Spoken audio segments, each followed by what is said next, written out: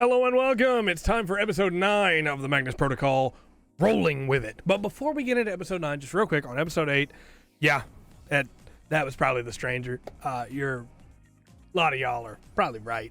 I focused again on the loneliness and on the blending, but it does really sound like a couple episodes that were stranger episodes from Magnus Archives. So anyway, just wanted to mention that.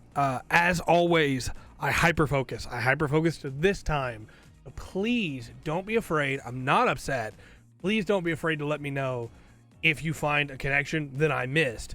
Because for everyone that said, hey, this is just like this, I was going, of course it is. How could I not realize that? I was also going, oh, but that means it also ties in with this. So again, please don't feel bad about ever pointing out when I miss a connection, because I want to know that I missed it. So thanks again, everybody, for all of the comments that you've given me about that and about everything else with this, for all the support. Let's get into episode 9, Rolling With It.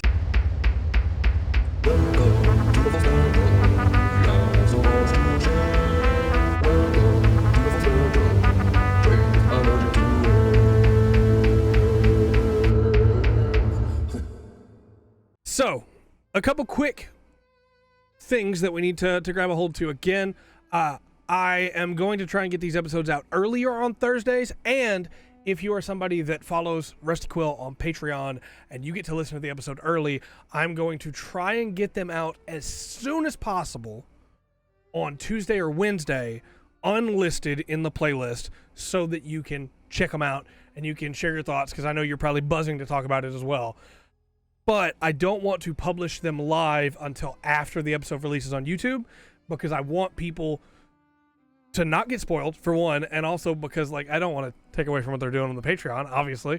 And the second thing is, yet again, if you have not listened to the Magnus Archives, you should go do that first before you come back to these, because we're all spoilers now. We can't hold back from it anymore. So let's get into episode 9, and the number designation here is CAT3RB3354-14101998-08032024 Dice Bone Fate. I have a lot to talk about with this one, with Fate and what's going on in here. But before we get into that, this dedication's really fun, and something about, Jonathan Sims going, no, really funny to me. Sam's filling out paperwork from his response department 1-to-1 stuff, and the paperwork's really interesting, and he is compelled by it as well, asking questions like, hey, what are your earliest 4 negative memories from a school institution of some kind, or an educational institution, and would you rate them on a scale from 0 to 7, with 0 being neutral and 7 being traumatic? They're clearly searching for something, right, with these questions. How many dead creatures have you seen recently? How many blood transfusions, and why? There's some really fun dialogue back and forth between Celia and Sam here. This is a really good episode for character building stuff with Gwen and Lena, a little bit there that gives some really, we're going to get back to that, get some really interesting connotations, but also stuff with Teddy and Alice, and Sam and Celia, and Alice and Sam. There's some really good character interactions here. Celia mentions that she's at a roadblock and goes to make coffee, and Freddy plays a clip on his own, just like he did for Gwen. And this one's for Sam, and it's about the set of gambler's dice that was mentioned a couple episodes back, where Augustus did the reading, and the man that was sitting at the campfire with a bag full of anomalous items, and one of those was the gambler's dice, which is awesome and crazy. Now we get to see how they work, right? This one is about the dice itself, about a man that ran AD&D, and this other man that he is roped into it, right? The statement giver talks about these dice, and I have so many thoughts. I'm going to try and get them into cohesion here. I did not write up a script, because as always with these, I like to just go off the cuff and talk about what's on my heart, instead of trying to, break it down into a form that is more artificial, right? But my first thoughts, of course, were of the end. I don't think it's quite that. I'm still going with my theory that they've fractured, that they've splintered, and this seems like, as it says in the designation, fate. This is a play on luck.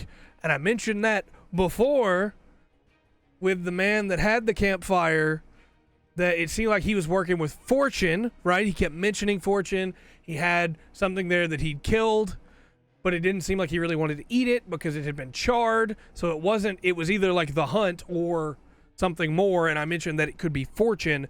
This seems to be in that same kind of thing. Maybe instead of fortune, it's fate. Maybe fate is a subset of the end and the hunt, right? Either way, these dice aren't just used to gamble somebody's life away. They're used to literally gamble the circumstances of their life. The good luck and the bad luck, right? And it's all about how the rolls react with that. Obviously, it's referencing a lot of things, like AD&D is even mentioned in here, but it's referencing tabletop RPGs and rolling for a certain DC that you may not know because the Dungeon Master or Game Master hasn't given that information to you. Clearly here, that's life, right? And you're rolling 2d6. You're not rolling a d20. This is a set of gamblers' die, and you can make other people roll them. The statement giver says a couple times here that they didn't think the dice were forcing them to roll them. I disagree with that. I think that was them trying to hold on to a little bit of their free will. It feels to me like they were being forced to roll them, and I think we see that at the end here where they try to give up the dice, and then, well, maybe just one more roll for old time's sake, and it's most likely Snake Eyes because of what happens. These dice are pretty interesting. The fact that when these dice are rolled, a higher roll gives you a beneficial effect and a lower roll gives you a negative effect. However, the more you roll them, the more that changes to, hey, and now a high roll may just give you a good mood. And so it almost feels like these dice, much like the violin, are hunting, right? Like they're feeding off of these people. There's a mention to the fact that Gary, who had the dice before, had deep bags under his eyes and had a limp, where obviously bad things had happened to him. He wasn't able to sleep anymore, but it could also be that it's feeding on him.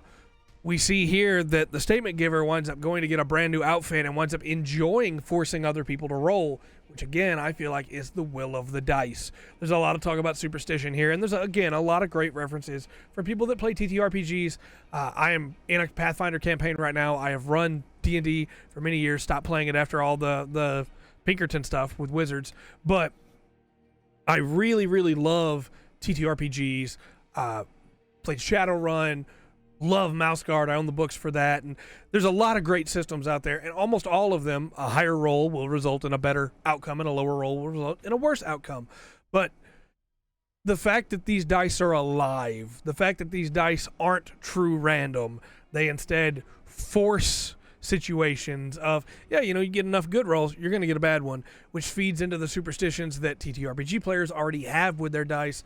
This is a very, very well done episode, and even past the dice themselves, it gives us more insight into this world of these anomalous artifacts that the Magnus Institute was searching for, of course, and that they mention here it's not viable as a subject, low viability as an agent, medium viability as a catalyst.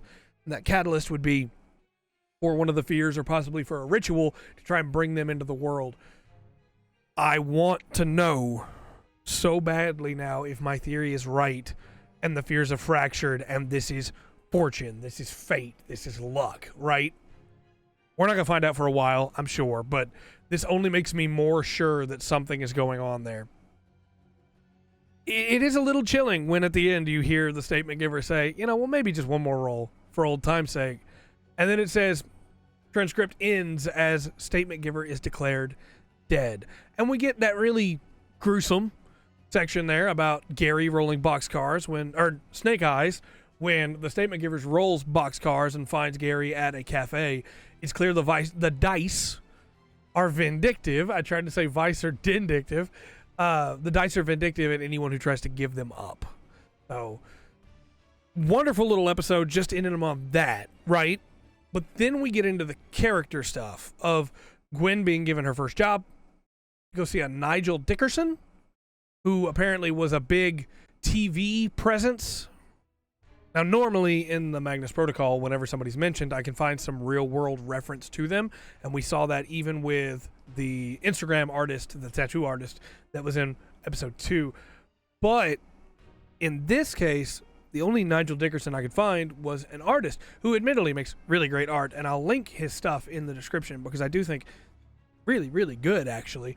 And I'm no art critic, but it drew some emotions out of me, but definitely not related to TV in any way.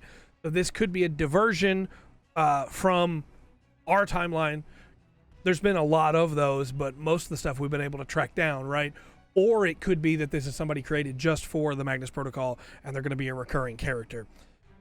We also get some really interesting stuff here when it comes to Alice and Sam and Teddy talking about them, and also some stuff with Teddy here, but specifically Teddy talking about how Alice is here drinking because Alice is having a hard time seeing Sam and Celia get so close. And then Sam shows up, of course, to talk about this new excursion that he wants to take to go try and check out some ruins. I'm hoping that's the address that he got emailed, right? Don't know that, but I'm hoping so. But Alice making the comment of, what, you and Celia aren't close enough for that?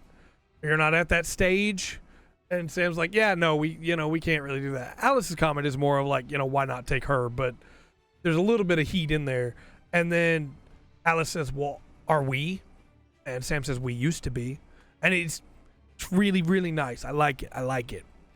But there's also a really interesting thing here with Teddy, where he says that as soon as he quit from the OIR and went to go get this other job that he already had an interview with, it fell through before he'd even interviewed for it. Which makes me wonder if, yeah, you can quit, but you'll never find a job anywhere else. Like, is that anomalous, or is that just that's how it happened and it was bad luck? Or is it, hey, I just had another thought. Is it Lena was interacting with it, or is it Teddy has the dice? Is Sam trying to get the dice?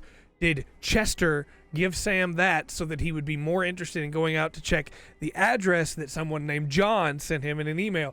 It's so much here, so much, and I want to know all of it. I want to know so much more than we know right now, but we're getting drip feed of all the information, right? All the clues, and honestly, it's pretty great. Pretty great. I'm really looking forward to more. This is kind of a short review, but there's not really much more that I can think of to talk to about here. This doesn't fit evenly in any one fear to me. I'm sure somebody in the comments is going to be like, but you didn't consider this, and so it's that. But the dice immediately made me think of the end, but it's not about the end. It's about the middle, right? It leads to an end, sure, but it's not really extinction levels either. It doesn't have a lot of the stuff. It could be the hunt for like a good roll, but that's another reason why I think like Fate would be like a mix between the two, right? I don't know. At first when it talked about Gary having bulbs out in his apartment and being like bad, what's the word I'm looking for? It's shadows under his eyes, that I was like, well, maybe it's the dark, right? But I don't know. It feels to me like this is different in a way. Now, granted, it could just as easily be one we already know. It could be the spider. Bro, did you just say... Sorry, Editor Trey here. Did you just say the spider? Not the web? The spider? Look, I know what you meant. Come on. Come on, Trey. We can do better than that. Pulling the strings, right? And each roll was always defined already, and none of them were ever a mistake or an accident. But I'm really interested to know your thoughts, because I don't dig anything up or any theories from other people before I record these.